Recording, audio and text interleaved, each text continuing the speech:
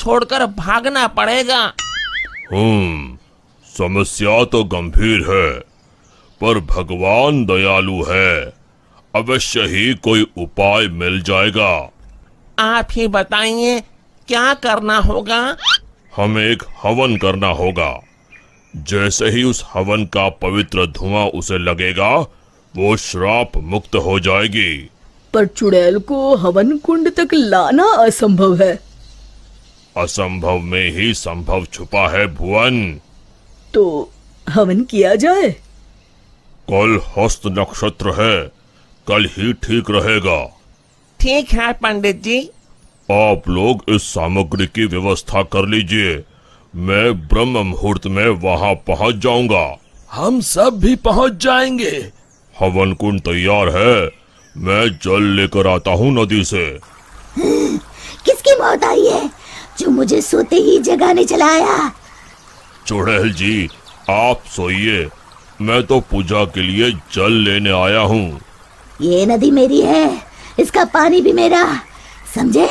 और हाँ, अपनी अकल को प्रसाद के जैसे बांटना बंद करो, समझे?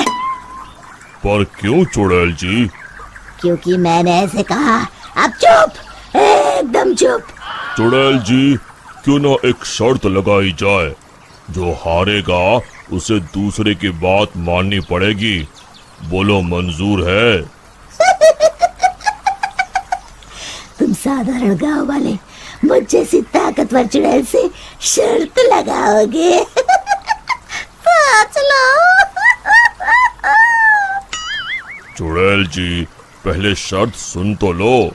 जितना तो मुझे ही है, फिर भी बता ही दो। अभी हम यहाँ नदी पर हवन पूजन कर रहे हैं, आपको उसमें आना होगा। उसके बाद हम सब गांव छोड़कर चले जाएंगे।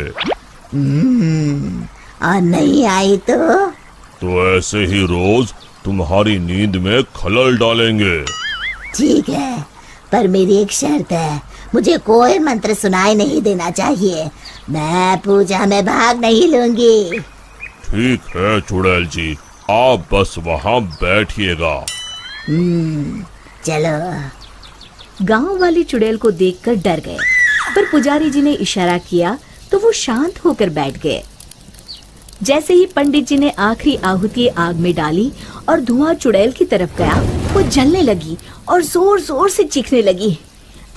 बचाओ, मैं जल रही हूँ, बचाओ, कोई बचाओ, मैं सबको खा जाऊंगी, किसी को नहीं छोड़ूंगी, बचाओ।